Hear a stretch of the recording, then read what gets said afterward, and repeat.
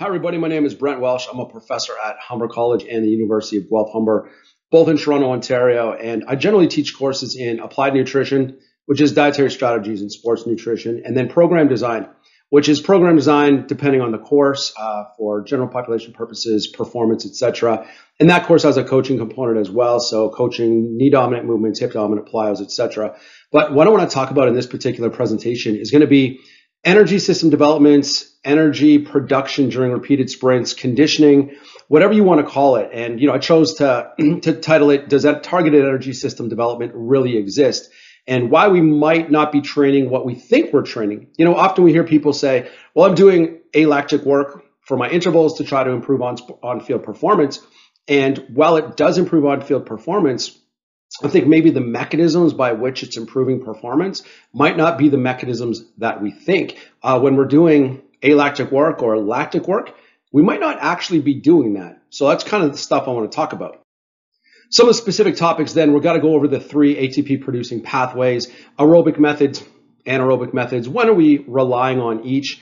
The duration that we can rely on each is going to be kind of new for a lot of people, because I think that's where textbooks lead us astray. The information in 90% of those textbooks is actually incorrect, and I'll talk about that a little bit later. And then, a big part of it is going to be what is actually happening in energy production when we're doing a 6-second sprint or a 10-second sprint, and more importantly and more applicable when we repeat these particular sprints. And then I'll give a couple ideas for training each of these methods. Some of the key resources that really helped me to grasp this stuff a little bit better is this book on the left-hand side titled Exercise Metabolism. And then this strength and conditioning text has a really good chapter on repeated sprintability. The goals for this particular presentation, I'm not trying to revolutionize conditioning or change what people are doing. I think if anything, this might just help to give a little more context into why what people are already doing is working. Because I think sometimes we're doing, let's say, repeat 6-second sprints with a minute rest interval, and we think, oh, that's alactic work, and I'm getting great results, and my athletes are getting better on the field, and that must be because of the alactic development.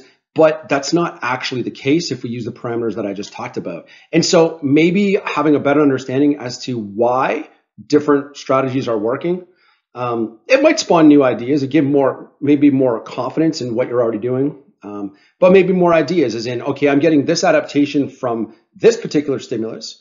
I can get a similar type of adaptation from a different stimulus, and maybe putting that into the program different times of the year. Obviously, a novel stimulus is always a good idea to further stimulate adaptation or to keep adaptations continuing.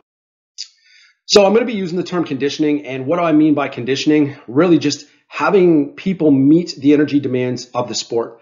So if someone has to go all out for 5 seconds, maybe there's 5 seconds of rest and it has to be repeated depending on the nature of the sport. I really think conditioning is a proper term for this because, as I alluded to in the title, targeted energy system development, I'm not sure it really exists. Again, what we think we're doing, we're probably not doing. So regardless, if we can condition an athlete to repeat sprints, then they're going to be in a better position to perform, regardless of which energy system is actually adapting and contributing to that improved performance. So with the introduction out of the way, I'm going to get myself out of the video and get on to the presentation. One of the things about conditioning athletes for team sports or repeated sprint sports is that there tends to be multiple ways to do it. And sometimes those methods appear to be polarizing. People who advocate a little bit more aerobic training than others, and some people who exclusively use interval training. And they end up both with very well-conditioned athletes that can meet the demands of their sport, not showing excessive signs of fatigue, etc. And I think this is fairly unique to conditioning because, for example, strength. If we wanted to get an athlete really strong, we don't see one group of people using exclusively kind of sets of 5 repetitions, but then another group of people that say, well, I really like to use sets of 15 to 20. Like that just doesn't work, right? We need a fairly specific stimulus for that strength adaptation. And it appears as though an aerobic stimulus and the interval training stimulus can both work. So I'm going to talk a little bit more, like I said, about both of these and why they're working. Got to start out the discussion with ATP. Muscles are using ATP to power contraction. And ATP, of course, is really the only energy that muscle cells can use. And ATP production is very much a supply and demand situation. We don't store much of it. If we need it, we're going to make more of it. So there's 3 different pathways that we use to generate ATP. One is an aerobic pathway, so it requires sufficient oxygen to be available to the cell. And then there are two anaerobic pathways as well. Now, the different pathways are relied upon under different conditions. One of the conditions is going to be what rate of ATP production is actually needed. Forceful muscle contractions, powerful muscle contractions, rapid muscle contractions, they all require a rapid, fast provision of ATP. The other criteria is going to be, is there sufficient oxygen available in the cell? Often these go hand in hand. When you need a rapid production of ATP, there's insufficient oxygen available in the cell. One of the things that causes confusion in our field is the different terminology used to refer to these particular systems.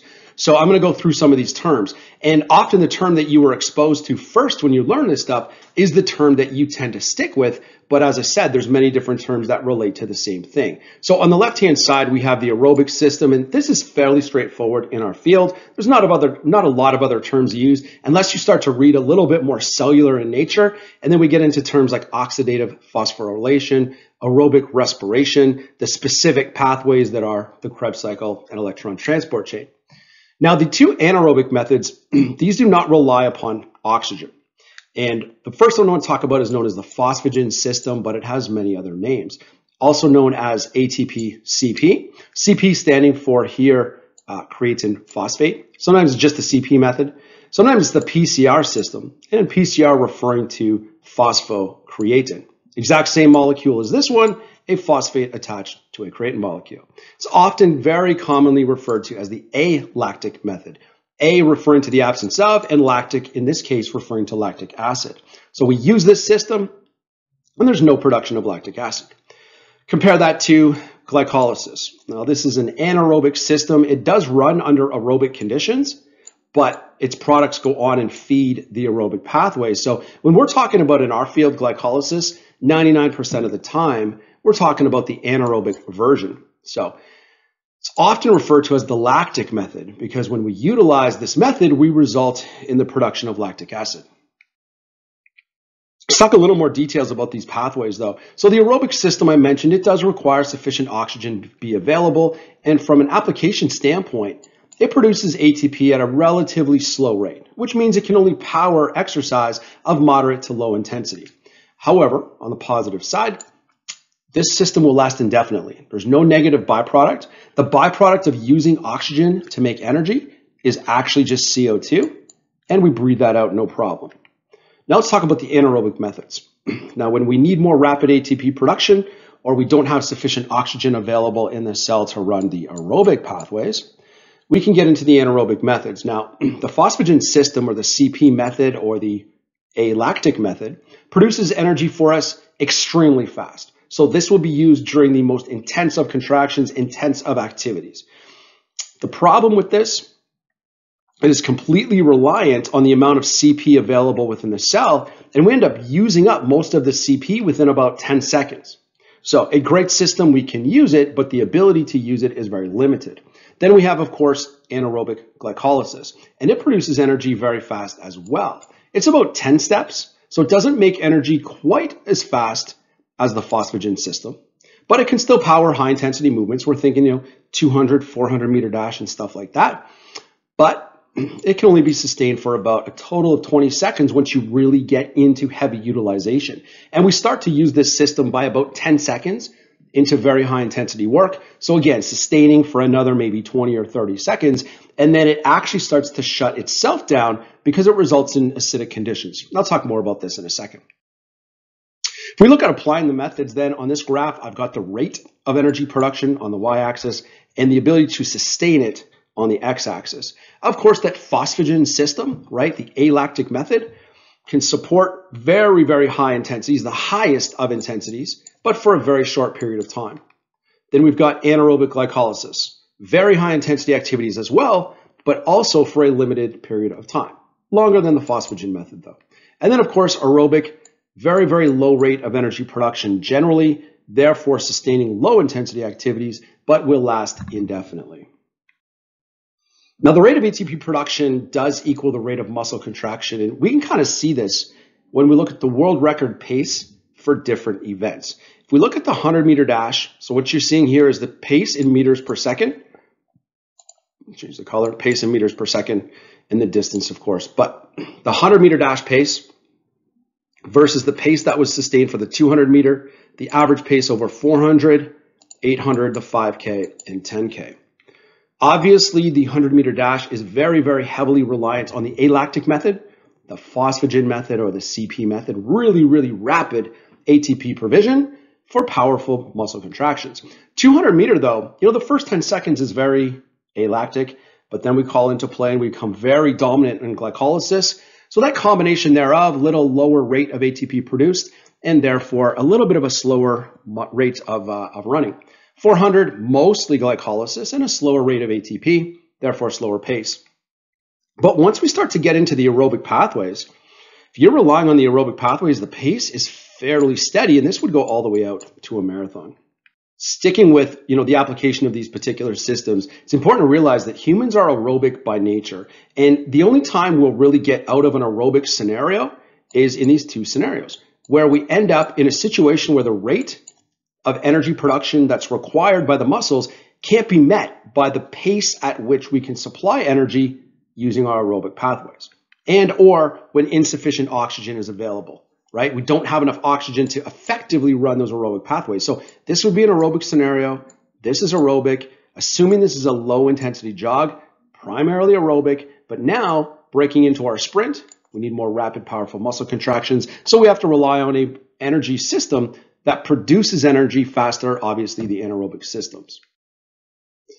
Now I want to talk a little bit about where the disconnect comes into play with this stuff. And I've alluded to some time frames that some of you might already be thinking, no, I don't think that's correct, and that's not what I learned in terms of 10 seconds and 30 seconds, etc. So I've titled this slide, yeah, what you learned was wrong, because this is the graph over here and the table that is seen in about 90% of the physiology and exercise physiology textbooks out there. And I'm well aware of this because for about 5 years, I exclusively taught physiology and exercise physiology, and publishers are sending me the text saying, review it, maybe adopt it for your class, etc. So many, many times this stuff was all incorrect. And so I'll run through, what people learned, and it's easier to just walk through it on the table. But that CP method, yeah, really, really high intensity stuff. That's not the problem. Duration 0 to 10 seconds. That's a little misleading, but pretty close. Where it's completely off is with glycolysis, right? Now, high intensity stuff, 400 meters, fine. But the time frames from 30 seconds up to 2 minutes, that's completely incorrect, okay? Because this graph is telling you that you don't become dominant on glycolysis until after 30 seconds. And then once you're into the glycolytic pathway, you can sustain output for about 2 minutes. You guys should all be familiar. You're not maintaining your 200-meter pace, for example, for a full 2 minutes. And then the aerobic system, 3 minutes and beyond, and that's not too far off. But as we'll see later, by a minute, you're aerobic, okay? So unfortunately, this stuff is wrong through no fault of our own. It just somehow made its way into textbooks and has stayed there over time. So I want to get into the realistic timeframes of this stuff. So if we take a more realistic look at the time frames for these particular pathways, I've got the percentage contribution to ATP production and then time on the x-axis. Now the phosphagen system is dominant in the first 10 seconds, but by 10 seconds, it's pretty well depleted. Some examples of things that are going to rely heavily on this system have been listed. Then we see a transition, right? As the phosphagen system is kind of losing its ability to dominate ATP production, glycolysis is in fact ramping up. And by 10 seconds, we are glycolytic, and I'll talk more about this later.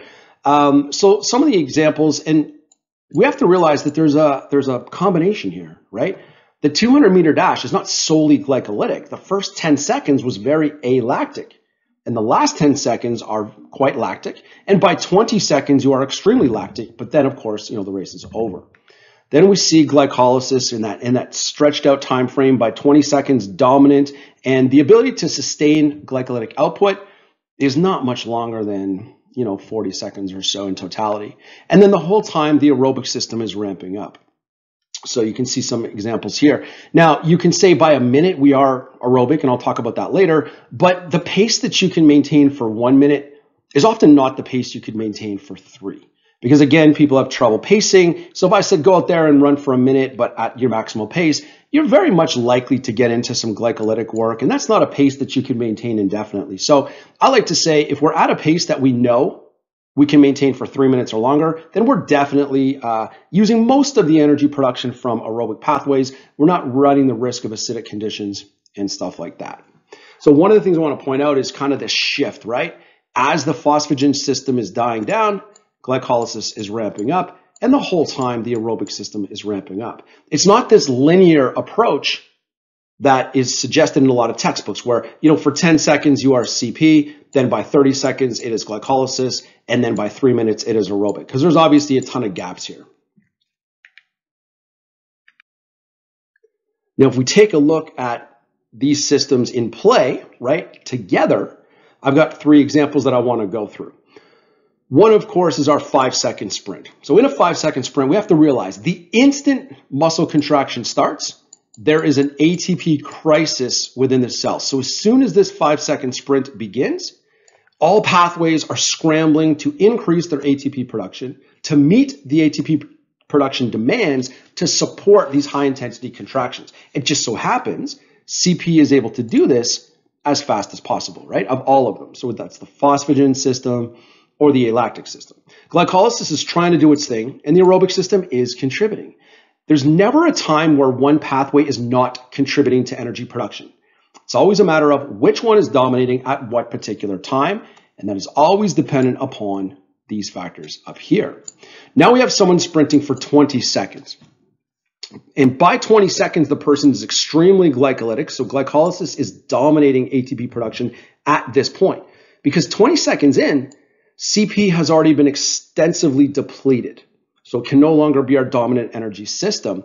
And we've now had 20 seconds to ramp up aerobic production as well. Now I want to spend time talking about the 10-minute jog. And the 10-minute jog is obviously supported mostly by aerobic output. And there's some contribution of CP and glycolysis. This is where some people get confused or get it wrong. They think, oh, you're very reliant on the aerobic pathway because CP is depleted because it's only good for about 10 seconds. But that's not the case in this scenario. The reason that we are not relying on CP and glycolysis in this scenario is that we don't need it. We don't need rapid ATP production because we don't have rapid, powerful contractions. We're kind of at a jog, okay? And furthermore, there's sufficient oxygen available in the cell to efficiently run those aerobic pathways, okay? Now, this person is free to bounce between situations here. If this person is doing a 10-minute jog and they want to go quick for 20 seconds, then they'll flip into this scenario instantly. They'll pick up their pace. There'll be a much greater need for ATP to power these quicker contractions. They'll start relying heavy on glycolysis and CP. They'll experience fatigue, and then they'll have to, of course, slow down. Now, if we take a look at a team sport example, and I've used soccer in the example here where we kind of just flux in and out of different pathways, which one is dominating at which particular time, depending on the scenario the athlete happens to be in. So I'll walk you through on the left-hand side. First, soccer player, there's a ball about 10 meters away, quick rapid sprint to get there, dominated by CP. But now the play continues and the player has to sprint to the offensive zone, to the defensive zone, etc. They've depleted CP within about the first 6 seconds. They still have a high rate of muscle contraction because they're sprinting, so they're very heavy into glycolysis now. The aerobic pathway is trying to do its best to do whatever it can. But now the play stops. The player is relatively still, waiting for the play to develop. The instant that they stop moving in a high-intensity manner, the need for ATP within the cell immediately plummets. They don't need a rapid rate of ATP production anymore because they're kind of standing still or walking while they wait for the play to develop for their next sprint. So instantly they become really aerobic. Now the next sprint opportunity opens up, they become CP dominant, so on and so forth. One of the key considerations when we're trying to apply these things is the limitation of each particular pathway. So the alactic system, which of course is our phosphagen system, is limited by the amount of CP in the cell. Once we use up our CP stores, we can't use this system very effectively anymore. And as I mentioned previously, we use up these stores significantly, significant depletion by 10 seconds. Glycolysis. It is limited by acidic conditions within the cell. So it's our ability to tolerate acidic conditions that really determines the ability to sustain output with this particular system. And I'm going to talk more about that in the upcoming slides. And then the aerobic pathways, there's really no limitation. Provided you are in an aerobic scenario, which means there's sufficient oxygen in the cells to run this pathway, then there's no limitation. It is only limited by oxygen availability, which then, as I talked about previously, maybe you're jogging, but then you increase the intensity. You start to run a bit faster, and you're kind of struggling to supply sufficient oxygen to the cells, or your aerobic pathway isn't strong enough. You're not good enough with the aerobic system to make ATP fast enough to support the pace that you're running. On the previous slide, I was talking about how glycolysis results in acidic conditions, which that is the limitation in the ability to use glycolysis in an anaerobic scenario. And I want to walk through the steps and kind of explain the difference between glycolysis in aerobic conditions versus anaerobic, and then also clarify this lactic acid and lactate scenario or discussion that often comes up. So glycolysis literally means the breakdown of, so lysis is the breakdown of, and glyco, it's glucose or glycogen. Now glycolysis is always 10 steps, and it always results in pyruvic acid and NADH plus H. This is actually a molecule of NAD, and it happens to now have 2 hydrogens attached to it. Now, where these products end up going is really determined by the oxygen levels in the muscle cell. If there is sufficient oxygen in a cell to effectively run the aerobic pathways, then the hydrogens from NADH will go to the aerobic pathways, and so will the pyruvic acid. That's not relevant for right now because we're talking about limitations in repeated sprints. So we sprint, we utilize a bunch of the CP, we deplete CP. Now we need to make rapid energy to power our sprints. So we're going to use glycolysis in an anaerobic scenario. In an anaerobic scenario, so when the cells do not have sufficient oxygen and we need this rapid ATP provision, pyruvic acid and this molecule of NADH plus H will combine to produce lactic acid. Now, as soon as lactic acid is created in a muscle, it's immediately converted into lactate, and then there's a free hydrogen ion that's left over. The lactate, and this is why some people say lactate's actually good, because lactate can be used as an energy source, in particular by type 1 fibers in aerobic conditions, or the lactate can be taken to the liver and be stored as glycogen. The issue here then, so running glycolysis in this anaerobic environment, is the resultant free hydrogen ion here. Free hydrogen ions make the cell acidic, and it's the acidic conditions that limit our intensity or our ability to continue the intensity that we have. First and foremost, that most people are familiar with is going to be pain, right? The burning sensation associated with highly acidic conditions in the muscle. And even if you were able to take a drug to kind of reduce the pain or just think you can power through it, you're still going to have performance limitations because the pH disruption interferes with the interaction of actin and myosin, so that is actually muscle contraction. And it also inhibits the enzymes involved in glycolysis itself. So the 10 steps of glycolysis, they each require enzymes. The enzymes don't work as effectively under acidic conditions. So for this reason, we consider anaerobic glycolysis self-limiting. Yeah, you can use it and it can create a bunch of energy for you to power your sprints, but the more you use it, the more acidic the cell is going to become, and therefore you're going to become extremely limited in your ability to continue using that pathway and have these high intensity contractions. When it comes to training the ATP producing systems, it's important to understand what we can and cannot do.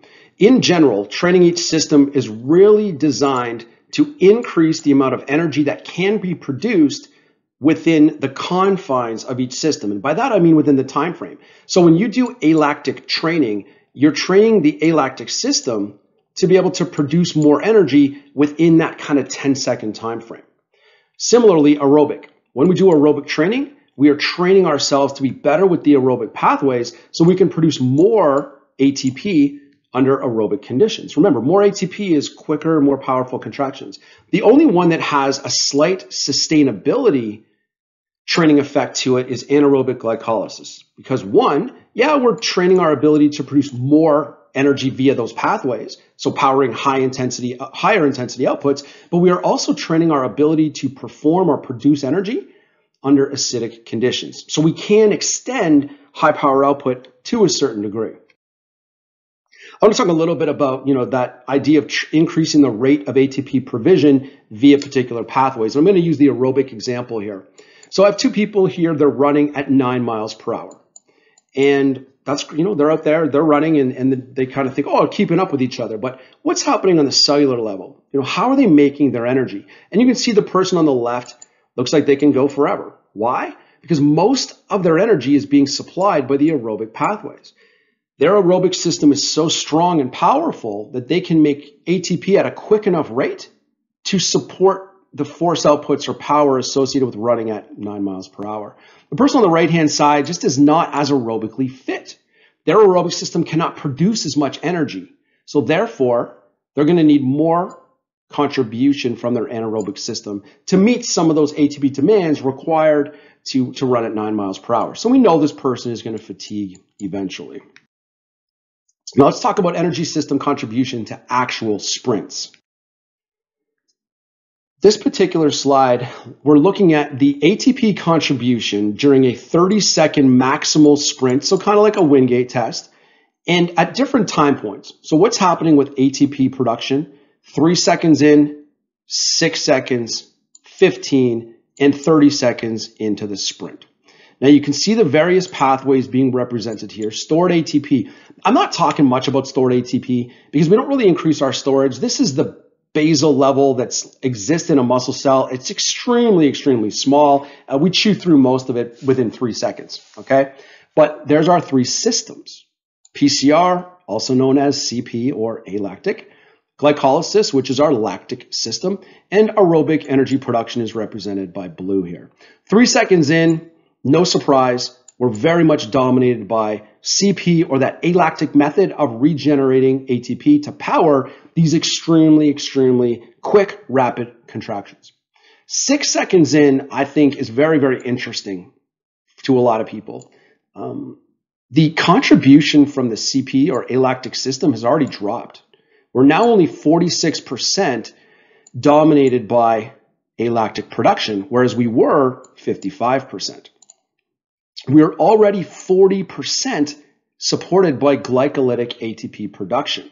And of course, the more you use glycolysis, the more acidity it results in the muscle cell. And we're about 8% aerobic here. Things, again, extremely interesting at the 15-second time point, where now we are 50% glycolytic already. So glycolysis is now the dominant ATP producing pathway, and we're 30% aerobic, which I don't think a lot of people would think, that there's 30% aerobic contribution to a 15-second sprint. And by 30 seconds, we're actually aerobic.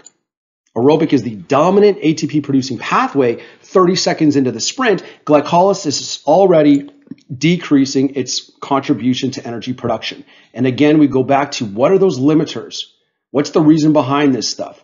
Oh, for CP, we utilized most of those CP stores really early in this sprint by 6 seconds. From a glycolytic standpoint, if you become really heavily glycolytic, and remember, glycolytic output was ramping up as soon as we started, then you result in acidic conditions that reduce your own ability to run that particular pathway. A little bit more info about, this inability to sustain glycolytic output. We can get this from looking at the standard plot of a Wingate test. The results of a Wingate test, or it's a maximal cycle, 30 seconds all out, and it's generally done against 7.5% of body weight for resistance. And we typically do this to look at peak power output and what people call fatigue index, which is really the power decrement. What's the difference between peak power that was reached and the end power that was achieved? And we can explain the results of this by looking back at the energy systems and their limitations. Peak power, no surprise, it's generally seen within the first 5 seconds, because that's where we're really able to dominate energy production via the phosphagen or alactic system, our fastest way to make ATP. But we deplete it significantly by 10 seconds. So power output actually drops by 10 seconds. The whole time, we're actually starting to become more glycolytic dominant. Glycolysis doesn't provide energy quite as quickly, so power output is actually sequentially dropping. And we're making more and more acidic conditions in the cell to where by 30 seconds, previously we saw that we're fairly aerobic by this point in time, we see our lowest power outputs. Now, sometimes people think, okay, that's great. That's probably just a random untrained person in a study. I have really well-trained athletes. We do glycolytic work all the time. But even cyclists, national level cyclists from the Spanish cycling team, we've got 5 endurance trained cyclists and 5 sprint trained cyclists. Now, I'm not focusing on the difference between the training adaptation from endurance people versus sprint trained people. The bottom line, all of these people experience a decline in power output over the 30-second test. Peak power output, again, seen within that kind of first 5 to 6 seconds when you're really able to utilize CP to its fullest extent, and then a progressive decline in power output. Why would you have a progressive decline in power output if you were able to sustain ATP provisioned to the muscle cells? This doesn't make any sense. Now, what we've been discussing is singular sprints. Now let's look at something even more applicable to our training when we're doing intervals and more applicable to on-field or on ice, sport performance, repeated sprints. What we're looking at here is a series of 6-second sprints. So what we would consider alactic generally, right? There's 10 6-second sprints. These were dispersed by 30 seconds of rest. Not completely unrealistic. I think if we were working with people, we would probably give them a little bit more rest. But if you did a 6-second sprint, not uncommon, 30 seconds later, you say, yeah, I think I'm good, I'm ready to go. Let's look at the ATP distribution from the first interval or bout to the 10th interval or bout. And the first one is not all that surprising based on what I've been discussing. CP, or that alactic method, about 48% of all energy. Glycolysis was 40%, which is fairly early, but again, that's kind of the point of this, is to realize glycolysis really kicks in much earlier than most people believe. Bout number 10 is where things are super interesting. 40% of the energy from that alactic system, but 40% of ATP being provided by the aerobic pathways. Glycolysis barely able to contribute by the 10th time this sprint is repeated. And remember, this is only 6 seconds, okay? I want to highlight a quote from the paper. Anaerobic ATP contribution decreased by 65%, suggesting that aerobic metabolism was the dominant energy source in the latter bouts. Glycolysis itself fell by 90%. Now, if you're paying attention and you're into math, you might be thinking, wait a second, this is a 90% decrement. This 42 to 9% is not 90%. Realize this is 42% of a larger amount of ATP. This is 9% of a smaller total ATP amount. Now, when we take a look at what happened to power output over these 10 sprints, we can see it here. A progressive decline in power output, once again, very, very closely related to the energy systems that would have been dominant, right? CP, the dominant systems early on with very good power output, glycolysis able to contribute, and then becoming more and more aerobic dominant, therefore slower rate of ATP being produced and a little bit slower rate of muscle contraction perhaps, and definitely decreased power due to the reliance on that aerobic system. Once again, just a reminder, why was glycolysis not able to really contribute in bout number 10? The more you run it, the more acidic the cell becomes. You shut down the pathway itself, you interfere with actin and myosin, etc. Now we're going to take a look at repeated sprints, and these are repeated 30-second sprints. Now these are fairly common. These are fairly common nowadays, ever since the work kind of came out in like 2006, 2008 on repeated sprints and the ability to improve aerobic fitness, which I'm going to talk about later. So we're looking at 30 seconds of all-out sprinting on a bike with 4 minutes of rest here. So surely 4 minutes of rest must be enough to restore, intracellular, we'll call them metabolites, so that we can reproduce good power output. Taking a look at bout number 1, what they did is they broke down energy production from 0 to 6 seconds, 6 to 15, and 15 to 30. And based on what I've presented already, this should be no surprise, okay? CP dominant in that first 6 seconds. then its ability to contribute is declining because we are having CP depletion in the cell. Glycolysis, doing a lot in that first 6 seconds, more than we probably thought, dominating 6 to 15, but after 15, not able to do much with it, right? Just creating too much acidity within the cell the whole time, building up that aerobic contribution. And by, of course, 15 to 30 seconds, way more aerobic than a lot of people would have thought. ATP turnover rate, this is going to coincide, of course, with power output. Now, the third bout is where things are interesting. Remember, 30 seconds all out, rest for 4 minutes. Do it again, rest for 4 minutes. Do it again, let's see what is going on. Some of the highlights are here on the left-hand side. But CP, dominant in that first 6 seconds. Glycolysis, not doing much at all. The whole time, it's not doing much. Again, the acidic conditions created by using it so much kind of shut it down. So you could argue everything after 6 seconds here, extremely aerobic. Now you want to talk about training stimulus, right? Which system are you relying mostly upon? Is the system that is being stressed to a great degree. That's the system that's being stimulated to adapt to a great degree. So huge aerobic training stimulus here, right? So this is what I was kind of talking about earlier. We think we're doing alactic work. The more we repeat it, the more glycolytic it becomes, and then the more aerobic it becomes. We're doing 30-second sprints. That's my lactic work, right? Well, not really, because one, it's way more aerobic than we ever thought. And two, once you start to repeat this, it's extremely aerobic. So repeated sprints do become more aerobic. And why? It's lack of recovery. It's the lack of anaerobic recovery that forces us to rely upon the aerobic ATP producing pathways. Restoration of power is closely correlated with restoration of CP within a cell. The problem is full restoration can take close to 8 minutes. The quote here is 5. If we look at direct assessments of this, sometimes it's up to 8 minutes.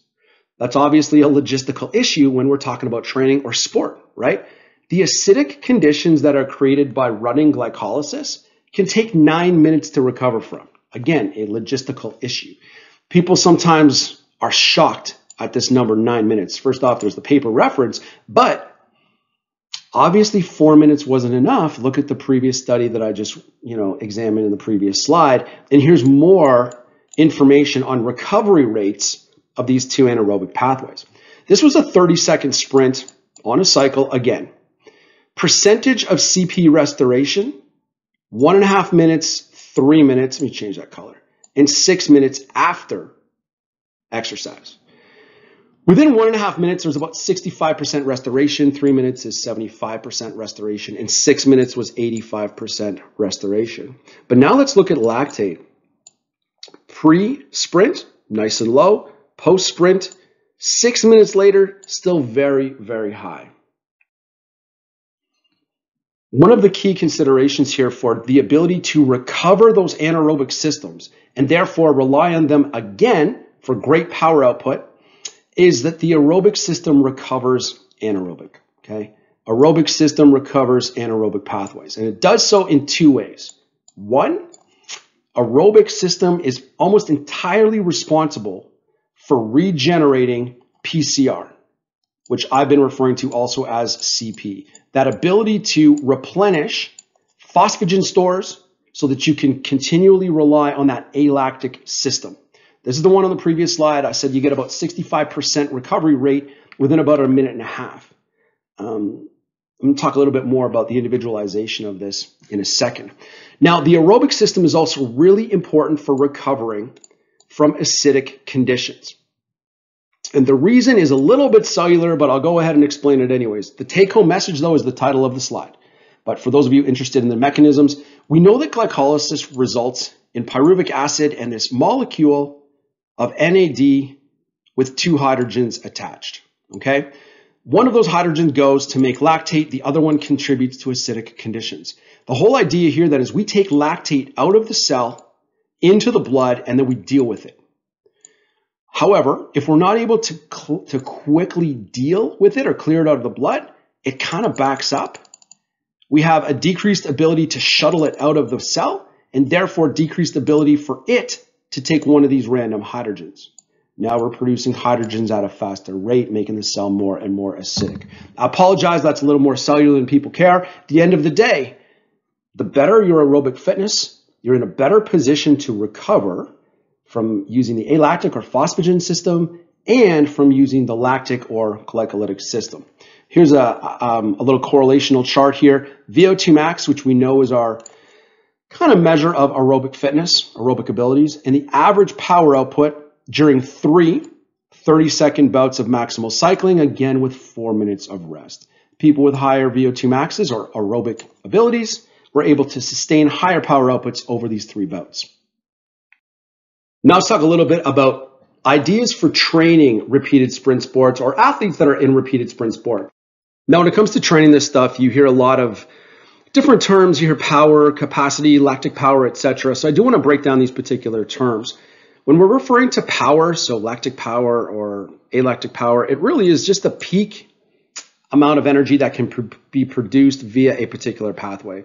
We can get this by, power output in watts or speed reached in meters per second, etc. Within the confines, right, those time constraints of each pathway. Capacity, technically, total amount of work that can be done with a pathway, really, it's just your capacity to maintain output within a particular pathway. Maybe you're looking at peak, right, versus end.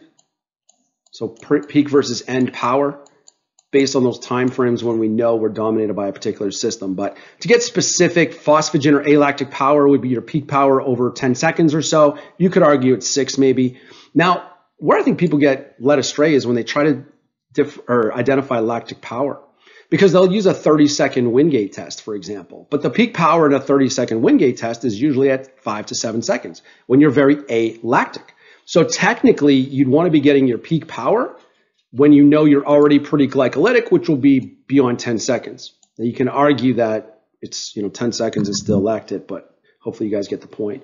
And the aerobic peak power, of course, is going to be your VO2 max, the absolute peak amount of oxygen that the body could ever use. And of course, we know the only reason the body's using oxygen is to produce energy via the aerobic pathways. Now, from a capacity standpoint, your ability to sustain output with the alactic system, a lot of people would go with the average power output over 10 seconds. You could go peak to end power, as I already talked about. Lactic capacity would be the overall or the average power while you're relying on glycolysis, so the average power from like 10 to 30 seconds maybe.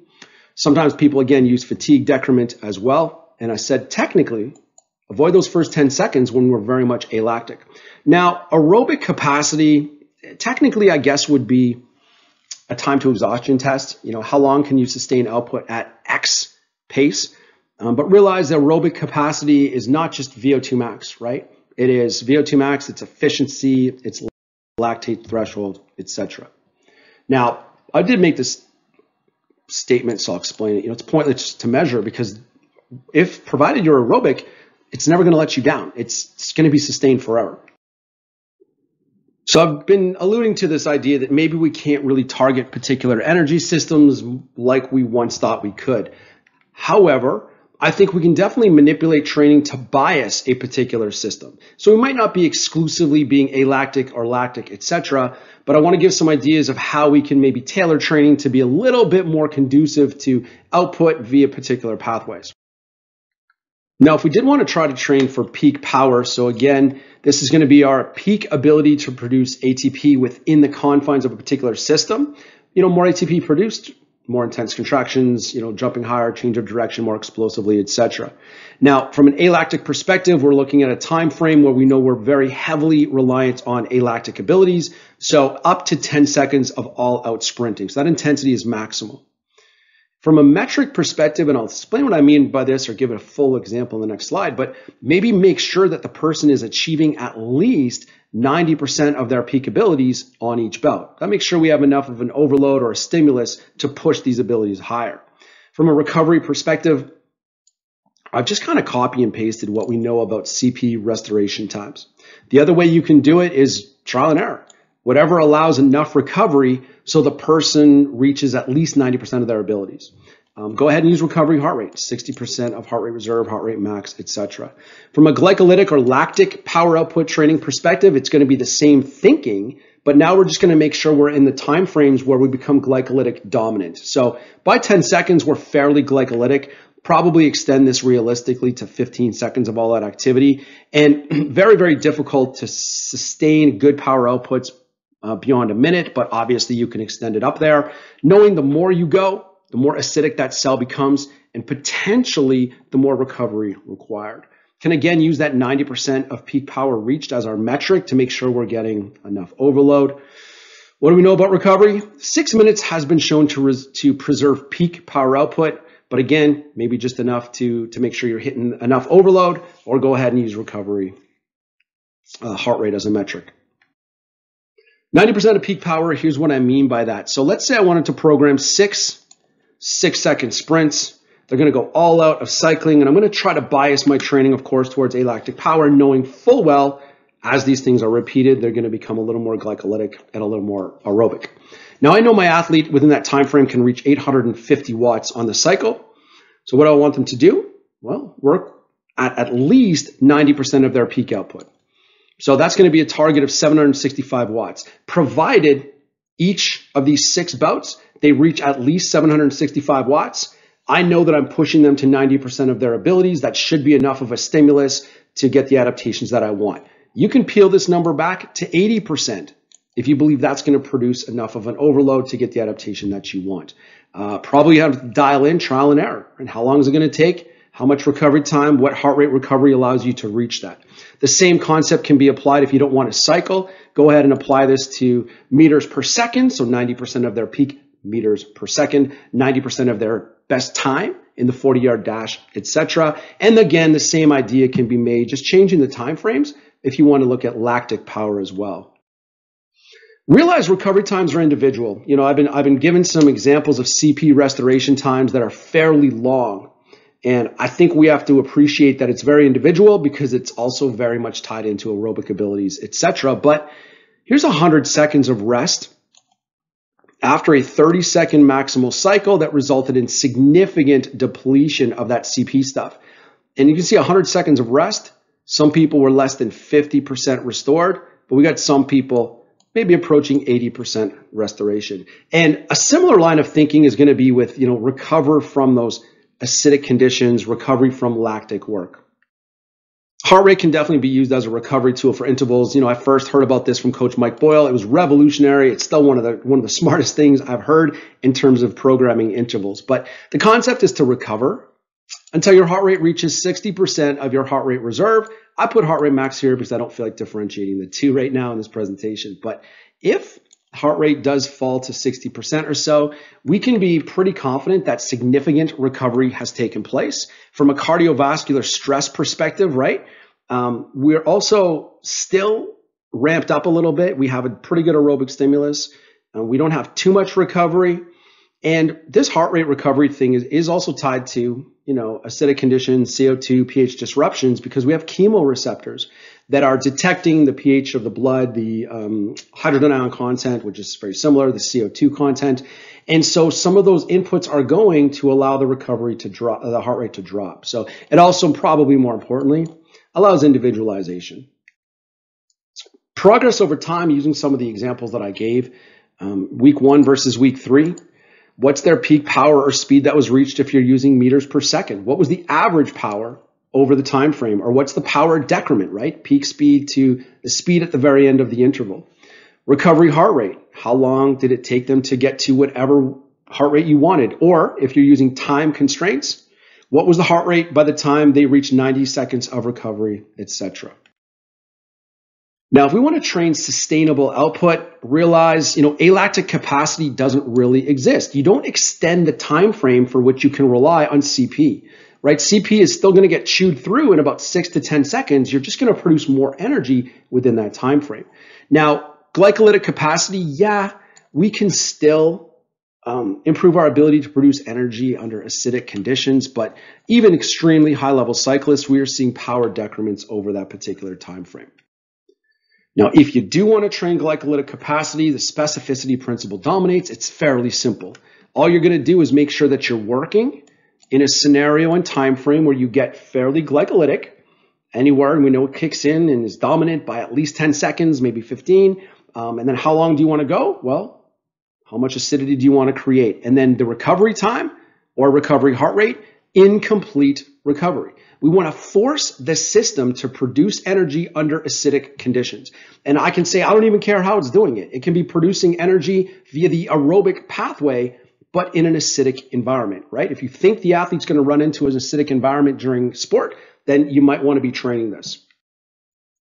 Because of some of the things that we've seen, the fact that a 30-second sprint is quite aerobic, the more we repeat a sprint, even if it's a 6-second sprint, can become quite aerobic. I want to talk briefly about methods of training the aerobic system. Now, anaerobic intervals, this is well established that interval training does improve VO2 max. But this is kind of like anaerobic interval training, 30-second sprints or 15-second sprints. This stuff all came out in about 2008 and has been replicated ever since. What you're going to do is your typical anaerobic intervals, whatever work time you feel, whatever recovery time you feel, and absolute max intensity, and this will stimulate improvements in VO2 max. So aerobic fitness, talk briefly about this on the next slide. But then we have targeted aerobic intervals. And the purpose of an aerobic interval is to accumulate high volume of work at or near maximal aerobic stimulus. So working at like 80 to 90% of VO2 max or max aerobic speed. What does it mean to work at 90 or 80% of VO2 max? This is going to be at the power output where VO2 max occurred or the speed at which VO2 max occurred. Now, the problem with this is if people go too hard, so I say 1 minute and beyond, I'm a bigger fan of 3-minute intervals here. If someone goes out and tries to pace themselves for 1 minute, it's quite possible they end up pretty glycolytic. And I'm not looking for a glycolytic stimulus here. I'm looking to be on the cusp of aerobic abilities, 80 to 90% of aerobic abilities. So if someone goes and knows they have to go, pretty much all out, but sustain it for 3 minutes, then I think we're going to be dialed into the pace or the intensity a little bit better. Finally, steady state training, obviously 20 plus minutes at a pace that can be maintained. So as is well established now, anaerobic intervals do improve aerobic abilities. This is one of the classic studies that is cited and has been replicated many times, only 3 times per week, 30-second sprints on a bike with 4 minutes of rest, compared to, I was repeated about 4 times, compared to 5 days per week of steady state work for an hour at 65% VO2 max. Both groups improved their VO2 max to similar degrees. And this is a 6-week study. All right. Should be no surprise. Anytime you do an interval or anytime you do work, the aerobic system tries to contribute to ATP production. Recovery in between intervals is pretty much entirely the job of the aerobic system. So it was stressed. And the more we repeat these intervals, the more aerobic they become. So there's a significant aerobic stimulus, therefore a significant aerobic adaptation. We don't want to misinterpret this stuff. The best way to develop a very high VO2 max, turn to the people in the world with the highest VO2 maxes, long, slow distance training. There's a bunch of things behind that, but that's a discussion for a different presentation.